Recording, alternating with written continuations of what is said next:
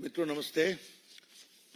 आपको दिवाली की बहुत शुभकामनाएं और क्षमा के साथ कि दिवाली के अगले दिन हमने आपको डिस्टर्ब किया, लेकिन ये विषय इतना महत्वपूर्ण था कि आपसे बातचीत करना जरूरी था।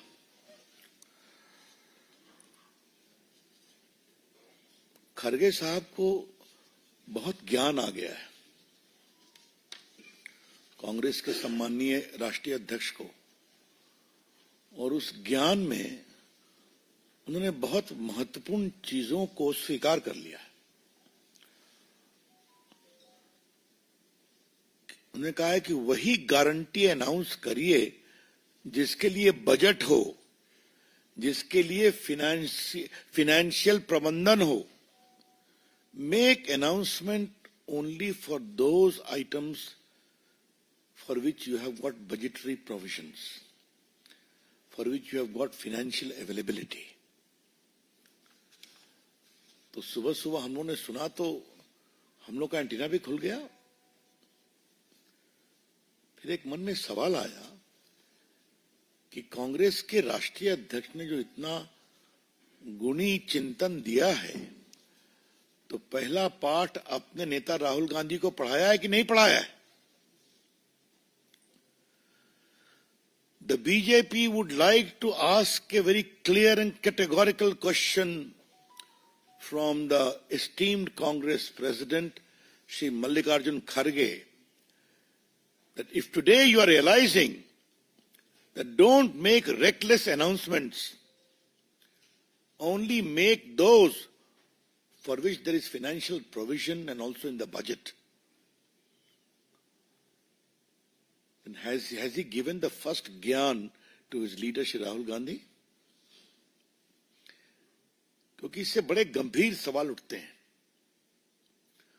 भारत की राजनीति में एक नया शब्द माननीय राहुल गांधी जी ने लाया है, खट खटाखट, खट खटाखट। तो ये जो कई चुनावों से खट खटाखट चल रहा था, उसका खटाखट का क्या होगा? क्योंकि राहुल गांधी तो घोषणा करने में माहिर हैं, घोषणा करके चले आते हैं। आज मैं बीजेपी के राष्ट्रीय मंच से इस बात को कहना चाहूंगा, राहुल गांधी ने हिमाचल में क्या क्या घोषणा की थी, हम ये कर देंगे, हम वो कर देंगे, और आज ये स्थिति है कि मुख्यमंत्री कह रहे हैं मंत्रियों से, विधायकों से, भैया तनख्वाह जरा लेना बंद करो।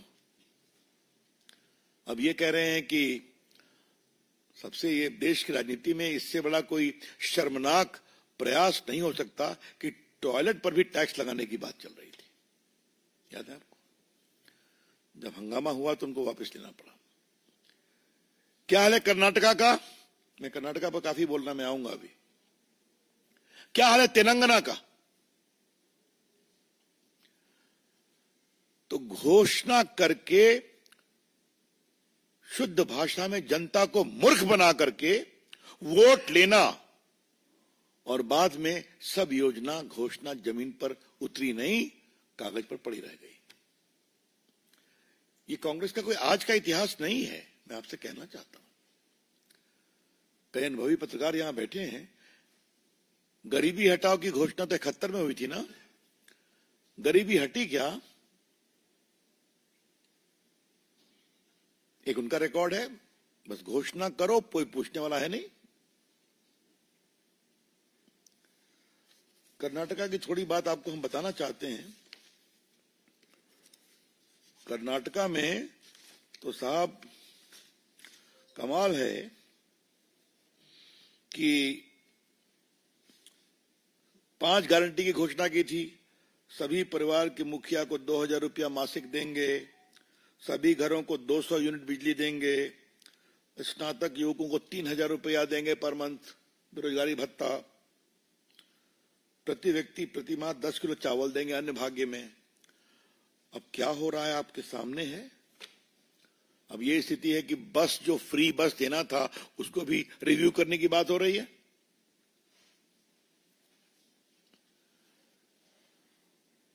और आज हम बहुत गर्व से कहना चाहते हैं, अगर हमने 11 करोड़ किसानों को साल में 6-6 हजार रुपया देने का वादा किया, तो पीएम बटन दबाते हैं, उनके अकाउंट में जाता है। अगर हम 80 करोड़ लोगों को 5 किलो गेहूं चावल देते हैं तो पहुंचता है। अगर हमने कहा डिजिटल इंडिया, तो डिजिटल इंडिया जमीन पे आया। अगर हमने कहा डिजिटल पेमेंट जमीन पर आया। इन्हीं सब प्रयासों, अगर मुद्रा योजना की बात की तो मुद्रा जमीन पे आया। इसी कारण से कई रिपोर्टों में आया कि भारत में गरीबी इतना कम हुई है। तो हम जो कहते हैं वो करके जमीन पर उतारते हैं। और हमारी सरकारों ने जो योजनाएं करी, चाहे वो लाडी लक्ष्मी योजना हो या बाकी हो, फिस्कल प्रूडेंस देखकर करते हैं, तभी वो जमीन पर उतरता है और चलता है। खटाखट नहीं होता। तो खरगे साहब, जो आपको इस उम्र में ये ज्ञान आया, तो इस ज्ञान के लिए आपका अभिनंदन। आप केंद्रीय मंत्री रहे हैं, प्रदेश में मंत्री रहे हैं, बड़े बड़े पदों पर आप रहे हैं, विपक्ष के नेता भी हैं। ये ज्ञान आपको थोड़ा पहले आना चाहिए था। अच्छी बात है, लेट से आया, लेकिन इसका पहला पाठ आप राहुल गांधी को पढ़ाइए। Kharge ji, please give the first lesson of this confession. Don't make announcement unless there is a proper financial provision to Mr. Rahul Gandhi first. वो जाने तो सही। आज कांग्रेस पार्टी ने अपने अध्यक्ष के माध्यम से पहली बार स्वीकार किया है कि कांग्रेस के द्वारा जो होता रहा है वो जनता की आंखों में धूल झोंकने की बात रही है। क्या श्रीमान खरगे साहब माफी मांगेंगे जो तेलंगाना में हो रहा है, जो कर्नाटका में हो रहा है, जो हिमाचल प्रदेश में हो रहा है? और जिस तरह से तथाकथित इंडिया गठबंधन के लोग घोषणे का अंबार लगाने की बात कर रहे हैं महाराष्ट्र में, झारखंड में, ये क्या है? वहां भी वही होगा, जनता की आंखों में धूल झोंकने की बात होगी।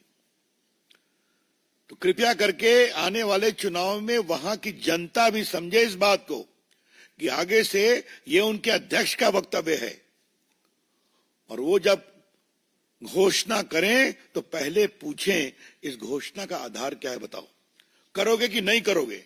या वही होगा जो हिमाचल, कर्नाटका और तेलंगाना में हो रहा है। The BJP would like to very respectfully convey to the voters of Maharashtra and Jharkhand, whenever Congress people go and make reckless announcements, ask them, your president is saying this, आप कहां से करोगे? ये पूछना चाहिए। मित्रों, मुझे लगा कि यह महत्वपूर्ण विषय था, इसलिए इसको बताना जरूरी था। खरगे जी, देश से माफी मांगिए आप। इस वक्तव्य के बाद खरगे साहब, कृपया करके आप देश से माफी मांगिए। और राहुल गांधी, हम आपसे भी आग्रह करेंगे, आप भी माफी मांगिए। क्या तेलंगाना, क्या कर्नाटका और क्या हिमाचल, वहां की जनता की आंखों में आपने धूल झोंका? और हरियाणा के लोग समझ गए, और जलेबी के मैन्युफैक्चरिंग की बात बताई गई, फैक्ट्री में जलेबी बनेगी, उससे और भी समझ गए। तभी तो देखिए रिजल्ट हुआ ये। जब ये आपने स्वीकार किया है तो कांग्रेस की कलई खुली है, कांग्रेस की सच्चाई सामने आई है। मित्रों, ये मुझे पहली बात कहनी थी। हाँ, इसी में एक और पार्टी है, उनके एक और नेता हैं, आम आदमी पार्टी, केजरीवाल जी। क्योंकि ये दोनों एक साथ हैं, इसलिए मैं बोल रहा हूं, वरना नहीं बोलता मैं। वो तो सीधा घोषणा कर देते हैं। एक दिन एक पत्रकार ने मजाक में कहा कि वो x Indian revenue service officer हैं, तो अभी यही उनको कहना बचा है कि अगर हमारी सरकार आई तो हम इनकम टैक्स को माफ कर देंगे। यही तो बचा हुआ है, बाकी तो सब करते ही रहते हैं। वो उनको भी समझना चाहिए, देखिए क्या है और दिल्ली की हालत क्या है। मित्रों, एक दूसरा विषय और है जो बहुत ही गंभीर है। हमने बार बार कहा था कि वक्फ की संपत्ति के नाम पर किसानों की संपत्ति लूटी जा रही है। ये हमने बहुत जिम्मेदारी से कहा था। और इसी प्रकार से जो वक्फ की संपत्ति की हेराफेरी हो रही थी, उसको जो प्राइवेट प्रॉपर्टी के रूप में कुछ माफिया लोग कैप्चर कर रहे थे और पैसे बना रहे थे, तो ये प्रस्तावित कानून आया जो अभी सेलेक्ट कमेटी के सामने है, तो मुझे उस पर कुछ नहीं बोलना है। लेकिन कर्नाटका के विजयपुरा में जो हुआ है, किसानों की जमीन के रिकॉर्ड में रातों रात घुसाया गया वक्फ बोर्ड का नाम। मतलब 3 हफ्तों में 44 संपत्तियों के भूमि अभिलेख में किसानों का नाम काट दिया गया, वक्फ बोर्ड का नाम चढ़ा दिया गया। और जब किसानों को मालूम हुआ, उन्होंने इस विषय को उठाया। ये सब डॉक्यूमेंट्स हमारे पास है। तब फिर हंगामा देख वहां के कानून मंत्री एच.के. पाटिल को कहना पड़ा कि राजपत्रित गजट नोटिफिकेशन में त्रुटि के कारण ऐसा हुआ है। कमाल है साहब, क्या गजट ऐसे ही बनता है? 44 प्रॉपर्टी में आपने वक्फ कर दिया, म्यूटेशन सब कैंसिल कर दिया। ये सब क्यों हुआ? क्योंकि आरटीआई में कागज निकाला गया तो चोरी पकड़ी गई। और सबसे बड़ी बात यह है कि विजयपुरा में हुआ है, इंदी तालुक में हुआ है और चंदाचन तालुक में हुआ है। पिछले 3 वीक में 433 फार्मर्स को नोटिस दिया गया, 1 हफ्ते में जवाब दो। तब फिर जब ये विवाद बढ़ने लगा, तब उनको वापस लाना पड़ा। कर्नाटक के हावेरी में एक गांव में हिंदुओं को अपने मंदिर को वक्फ प्रॉपर्टी बनने का डर सता रहा है। तो चूंकि ये मामला कानून बनने वाला है, तो कानून बनने के पहले जहां जहां कैप्चर कर सको कर लो कि वो वक्फ की प्रॉपर्टी है। हम इसकी बहुत ही भर्त्सना करते हैं। हम कांग्रेस पार्टी से कहेंगे, कृपया करके गरीब किसानों की संपत्ति को अगर वक्फ के नाम जबरन चढ़ाने की कोशिश की जाएगी तो उसका हम खुलकर विरोध करेंगे। और हम कांग्रेस और विरोधी सरकार को और कहना चाहते हैं, अगर हिंदुओं के मंदिर और उनकी संपत्ति को वक्फ की संपत्ति बनाने का षड्यंत्र किया जाएगा तो उसका हम राष्ट्रीय स्तर पर विरोध करेंगे। ये बात हम बहुत विनम्रता से कहना चाहते हैं। The BJP would like to say it very emphatically that if the Congress government for vote bank politics will seek to convert the lands of private farmers as waqf property and the lands of Hindu temples and Hindu temples also as a part of waqf property, this shall be opposed tooth and nail. Congress को हम सावधान करना चाहते हैं और विपक्षी की सरकारों को, क्योंकि वोट बैंक के नाम पर कुछ भी कर सकते हैं। तो मित्रों, ये 2 महत्वपूर्ण विषय थे। क्वेश्चन लेने के पहले एक पीड़ादायक समाचार आपको मुझे देना है। Vivek Debroy prime minister economic advisory council के अध्यक्ष थे। बहुत ही नामी अर्थशास्त्री थे, मेरे अच्छे परिचित थे, मित्र भी थे। और भारतीय संस्कृति, भारतीय संस्कार, भारतीय अध्यात्म, भारतीय गीता पर भी उन्होंने कई किताबें लिखी थी। गीता पर और अर्थशास्त्र पर तो लिखी ही लिखी थी। तो उनका देहावसान हो गया, बीमार थे, बहुत दुखद है। हम अपनी बहुत संवेदना उनके लिए प्रकट करते हैं। हमारे एक और वरिष्ठ नेता जम्मू कश्मीर के देवेंद्र सिंह राणा का भी देहावसान हो गया। हम उनके लिए भी अपनी संवेदना प्रकट करते हैं। I am open two questions now. Just a minute. Just a minute. Sir आपने ये जो कहा कि लोग जुबान वादे या घोषणाओं वाली बात चलिए सेंट्रल लेवल पे जो हो, लेकिन स्टेट लेवल पे बहुत सारे बीजेपी स्टेट में ये चीजें हो रही हैं फॉलो अप करने के तौर पे या कंपटीशन के तौर पे। आपको लगता है कि ये सभी पार्टियों पे लागू होना चाहिए किसी चीज ना? हमने कहा कि हमने मध्य प्रदेश में किया ना, प्रोविजन किया कि नहीं, बट रहा है कि नहीं बट रहा है, ये तो आपसे हम कहना चाहते हैं। हम ईमानदारी से जो कहते हैं वो करके दिखाते हैं। ये नहीं हुआ कि कहे और शुरू भी नहीं हुआ। तो लाडली लक्ष्मी योजना, बाकी योजनाएं तो बिहार में भी कई चलती हैं, राष्ट्रीय स्तर पर चलती हैं। तो हमारा तो रिकॉर्ड, चाहे वो गरीबों के लिए आवास हो, चाहे वो मुद्रा योजना हो, चाहे वो डायरेक्ट बेनिफिट ट्रांसफर हो, चाहे वो स्कॉलरशिप की योजना हो, आपके सामने है देवेंद्र जी। आमोद जी। सर एक प्रश्न है, प्रधानमंत्री जी ने कल कहा कि एक है तो सेफ है, उसको लेकर कांग्रेस और विपक्ष। वो आता हूं बाद में, पहले इस पर सवाल पूछ लीजिए। रवि जी, आपकी पार्टी फ्रीबीज के खिलाफ रही है, आपकी पार्टी फ्रीबीज देने के खिलाफ रही है। तो जब मल्लिकार्जुन खड़गे ने ये कहा है कि तो चर्चा हो, बजट हो, तभी बातचीत करें, तो क्या ये आप कौन करेंगे कि डिबेट हो और एक कंसेंसस बनाया जाए कि बांटा ही नहीं जाए? राहुल गांधी कंसेंसस सुनते हैं क्या? कांग्रेस को कौन चलाता है? अगर राहुल गांधी का दृष्टिकोण सहयोगात्मक हो तो संसद की काफी समस्या खत्म हो जाएगी ना। सीधी सी बात है। तो छोड़ दीजिए इस बात को। मोटी बात यह है खट खटाखट का क्या होगा, और खट खटाखट में वो माफी मांगेंगे कि नहीं मांगेंगे, ये सवाल है। Yes please. हमने काफी क्लियरली कह दिया था, अरविंद केजरीवाल कांग्रेस के सहयोगी हैं, अपनी मर्जी से सहयोगी बनते हैं और छूटते हैं। वो तो रेकलेस तरीके से काम करते ही हैं। उनका तो बस चले तो इनकम टैक्स ही खत्म कर दें। क्या हाल है दिल्ली का, हाल क्या है, पंजाब का हाल क्या है, सामने दिखाई पड़ रहा है। Yes yes ma'am. Ma'am sir एक है तो सेफ है। हाँ, पोस्टर सवाल नहीं सर। नहीं, दो क्वेश्चन आप पूछिए। ओके। सर एक है तो सेफ है, जो प्रधानमंत्री का बयान पर कांग्रेस और विपक्षी दल कह रहे हैं कि ये करना वोट बैंक पॉलिटिक्स है, चुनाव हो रहा है 2 राज्यों में, इसलिए ऐसा किया। ऐसा है, सीधी सी बात है।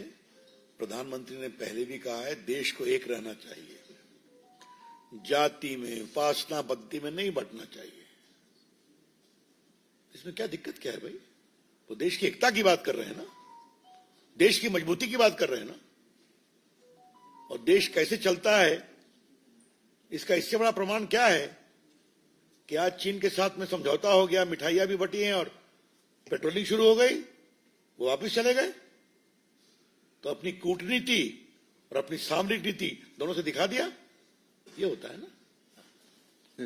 सर फॉर्मर प्रेसिडेंट है यूएस के डोनाल्ड ट्रंप, उन्होंने बांग्लादेश में जो हिंदुओं और माइनॉरिटीज के पर अत्याचार हुआ उसको लेकर निंदा की है। ये पहली बार किसी इंटरनेशनल लीडर ने इसको कंडेम किया।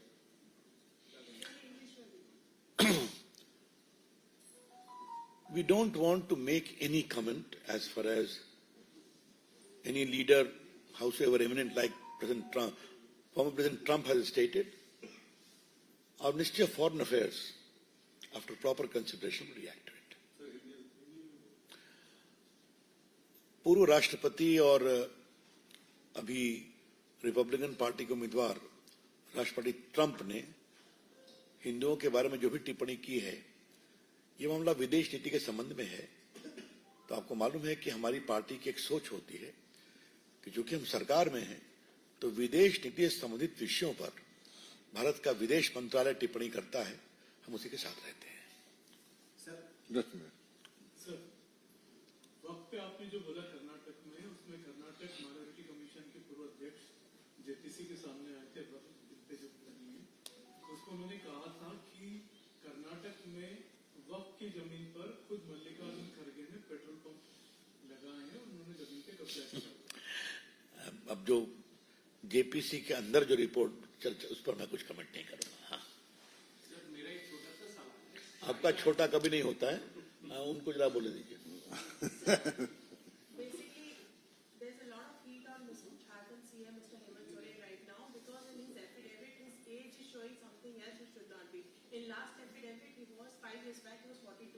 today's affidavit shows him as 49. So there's a lot of, heat on Mr. Hemant Soren about his age and about the information that he has submitted in his affidavit. How do you see to it? देखिए, अपने राजनीतिक अनुभव में मैंने एक बात देखी है कि नेता अपने आपराधिक चरित्र के कई मामले छुपा लेते हैं, कई बार अपनी संपत्ति भी छुपा लेते हैं, उस पर कोर्ट और आयोग ने भी टिप्पणी की है, लेकिन अपनी उम्र भी बढ़ाते और घटाते हैं। ये पहला मामला है, देखिए क्या होता है। चुनाव आयोग जो भी करना हो करेगा, हाँ, और झारखंड की जनता करेगी। जी सर, चाइना आईएनसी को लेकर जो शिवसेना एकनाथ शिंदे की पार्टी से उम्मीदवार है, उनको लेकर अरविंद सावंत जो उद्धव ठाकरे की पार्टी के सांसद भी हैं, उन्होंने कमेंट किया है कि वो एक इम्पोर्टेड माल है और यहाँ ओरिजिनल है अमीन पटेल जो उनकी पार्टी से लड़ रहे हैं। तो उन्होंने कहा कि इस तरीके से नहीं चलेगा, यानी कि अभद्र टिप्पणी जो है आपने अभी वेलफेयर स्कीम्स के लिए कहा, इतना सारा कहा, बीजेपी तो अनाउंस करके जा ही रही है हर स्टेट में। कल अखबार के अंदर खबर आई थी कि योगी आदित्यनाथ सरकार ने 22 के चुनाव में कहा था होली और दिवाली पर एक सिलेंडर सबको मुफ्त मिलेगा, और उस पर आया अभी तक होली का भी नहीं मिला, दिवाली। वहां पर प्रवक्ता है ना सरकार के, लखनऊ में हमारी अच्छी मीडिया की टीम है, वहां पूछ लीजिए उनसे, क्योंकि डिटेल्स देना पड़ेगा ना। आप तो गुणी बुद्धिमान अनुभवी पत्रकार हैं, तो अगर हमें मालूम होता तो हम उसका होमवर्क करके आते। जाइए वहां पूछवा लीजिए। देखिए, मैं बहुत दुखित हूं इससे, बहुत मुझे पीड़ा हुई है। मैंने यही टीवी पर देखा जो उनका कमेंट था। It is not only scandalous, it is shameful, it is condemnable. इसकी जितनी निंदा की जाए, देखिए राजनीतिक कार्यकर्ता जो महिला होती है, वो किसी पार्टी की हो, सम्मान तो करना चाहिए ना। ये कौन सी बात है भाई? ये बहुत दुर्भाग्यपूर्ण है, बहुत पीड़ादायक है, इसकी हम भर्त्सना करते हैं। रवि जी, यूपी के मुख्यमंत्री योगी आदित्यनाथ ने कहा है कि जो विपक्ष के लोग कभी धर्म के आधार पर, कभी क्षेत्र के आधार पर, कभी मजहब के आधार पर जो बांटने का प्रयास करते हैं, ये जो बांटने वाले लोग हैं ना, इनमें रावण और दुर्योधन कर दिए हैं। देखिए, उन्होंने एक, इसको आप व्यंग भी कह सकते हैं, इसको पीड़ा भी कह सकते हैं। और एक बात आप जानिए, राजनीति में हास्य, व्यंग, पन, फन, कार्टून सब चलता है। उन्हें एक संदेश दिया है, तो संदेश जिनको सुनना है वो सुन रहे हैं। जो वोट बैंक की पॉलिटिक्स के लिए किसी सीमा तक जा सकते हैं, ये सच्चाई है कि नहीं है? एक देश के बड़े नेता हैं, राम मंदिर के उद्घाटन को नाच गाना बोल रहे थे कि नहीं बोल रहे थे? क्या कहा जाए उनको? शर्म आती है। इस तरह के टिप्पणी क्या किसी अन्य आस्था के बारे में वो बोल सकते हैं? उनको बोलने दिया जाएगा? बात करते हैं आप, चलिए। रविंदर भाई, सर, एक दिल्ली में पोल्यूशन काफी बढ़ा हुआ है, लेकिन वहाँ दिल्ली सरकार के मंत्री लोग कह रहे हैं कि हम इसके ऊपर कराएंगे पानी छुटा। पॉल्यूशन पर विस्तार से चर्चा करेंगे आपसे हम, हाँ, चिंता मत करिए। राहुल गांधी ने एक वीडियो ट्वीट किया है, राहुल गांधी ने एक वीडियो ट्वीट किया है रेहान बॉर्डर के साथ कि एक दिवाली उनके साथ जिनकी मेहनत से भारत रोशन है, यानी कि कहीं कहीं देखा जाए तो वहाँ रेहान बॉर्डर को क्या राजनीति में लाया जा रहा है? अब ये सब उनका विषय, मैं इस पर क्या कमेंट करूंगा। चलिए, आज का 2 विषय महत्वपूर्ण हो गया था, बाकी ले लिया। धन्यवाद। चलिए। Thank you.